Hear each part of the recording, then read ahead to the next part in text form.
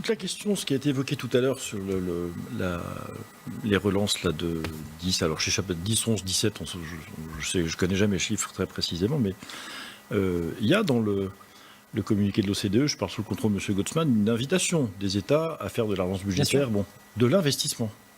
De l'investissement. Oui. C'est pas exactement le cas de ce qui s'est passé au début de l'année. L'inverse, d'ailleurs. Ce qu'on constate malgré tout, et un certain nombre d'entre nous l'ont dit sur d'autres plateaux et sur celui-ci aussi, si effectivement les gilets jaunes sont dans la rue depuis maintenant 1 an, ça n'est pas sans raison. Il y a des questions de pouvoir d'achat. Et la seule manière qu'on a trouvé jusqu'ici de régler, c'est du court terme. Et je partage l'avis de M. Descrozaille ici. Évidemment que ces solutions qu'on évoque sont de long terme. Pour l'instant, il fallait bien faire quelque chose, donc on dépense, c'est-à-dire qu'on emprunte. On dépense et il n'y a pas de politique d'investissement qui soutient. Première limite du dispositif et ce qui ne fait qu'accroître en fait la difficulté dans laquelle on est. Deuxièmement, il y a quand même un problème et au risque de surprendre ma voisine. Je vais être d'accord avec elle. Franchement, vous ne pouvez pas d'un côté,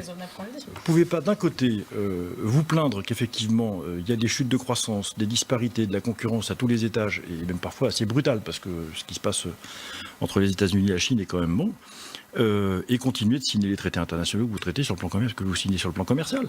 C'est pas possible. Non, mais qui les signe? C'est les gouvernements qui les signent, c'est pas votre voisine. Non, on est d'accord. Donc si vous voulez, vous pouvez pas d'un côté promouvoir un modèle dans lequel c'est absolument évident que le marché doit dominer la logique des accords et la logique de marché prime par-dessus tout, et d'un autre côté vous plaindre que c'est de la compétition généralisée partout. Voilà. Dernier point, attendez. Oui, mais attendez, parce que alors là, on ne peut pas passer tous les sujets en revue si chacun fait petit à petit. Je vais choisir des sujets passionnants. Mais les autres sont aussi passionnants. Si je peux prendre on va parler de l'UNEDIC dans un instant. Si je peux prendre encore 30 secondes, mais j'en ai pour 30 secondes.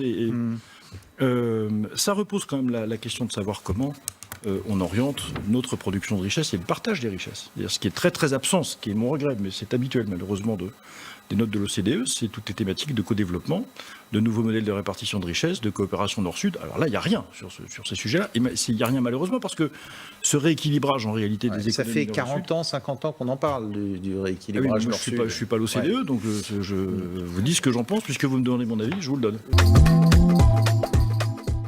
Jean-Frédéric Poisson, on a raison de prendre toutes ces mesures-là? Oui, sans doute. Je constate avec satisfaction un changement de ton quand même du président de la République par rapport au mouvement des Gilets jaunes, quand je me souviens des injures dont étaient couverts les gens qui manifestaient il y a 1 an, factieux, fascistes, etc. Enfin, là c'est bien. Là, ça a l'air un peu plus calme, et je pense que c'est de nature aussi à faire en sorte qu'il y ait moins d'énervement, y compris dans la rue. Vous savez, quand vous êtes insulté à longueur de temps, il y a un moment où ça vous énerve un peu, donc c'est bien que tout ça soit calme. Mais on se souvient aussi des images de l'Arc de Triomphe, de la tombe du soldat inconnu au début, etc. Ces exactions, ces violences. Mais bien sûr, bien sûr, je ne dis pas le contraire, mais je fais partie de ceux qui pensent que la responsabilité de l'exécutif dans cette crise, y compris ses débordements, est massive. Je l'ai déjà dit ici, je le répète. Donc je suis content et j'espère qu'il y aura moins de débordements. Et elle est massive, pourquoi? Mais parce que l'arrogance, l'injure, le maniement du rejet, du mépris en permanence.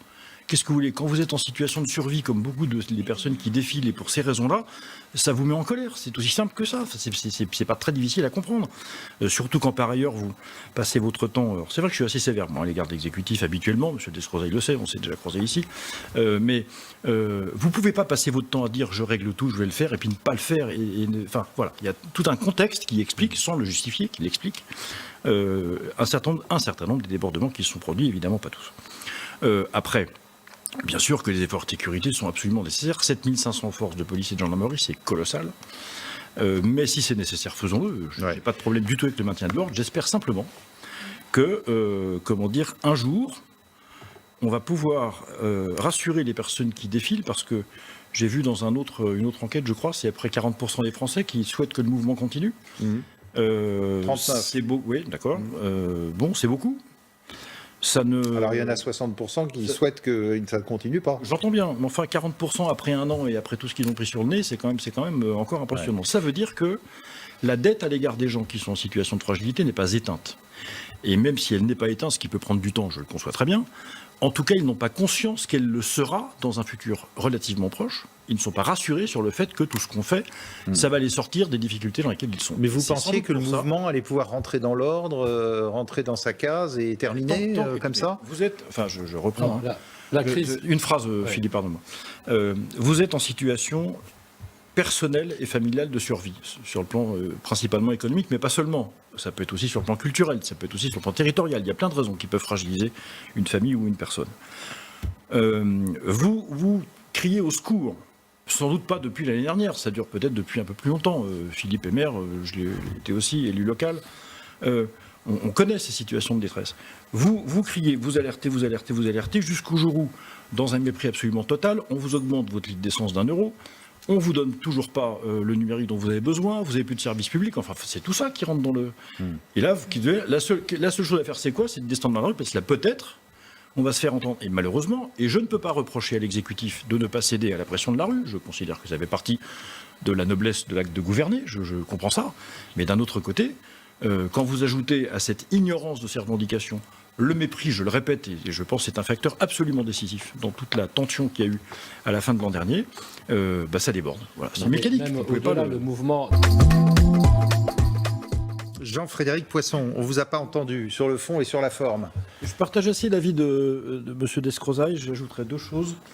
La première, c'est que c'est un problème de déséquilibre en réalité.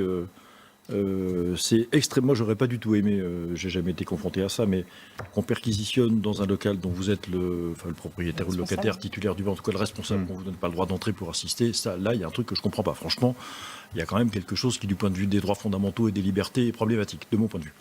Et ça s'explique peut-être, j'en sais rien, mais bon, qu'on proteste vigoureusement contre cet état de fait, je peux le comprendre aussi. Que ça aille jusqu'à, on va dire, molester, ne serait-ce que verbalement, des forces de l'ordre, ça commence à me gêner. J'aurais été, effectivement, je trouve ça leur est grandi comme vous, et ça aurait sans doute étouffé un peu le truc, de présenter simplement des excuses ou des regrets à l'égard des forces de l'ordre et des gens qui ont assisté à ça, auraient sans doute...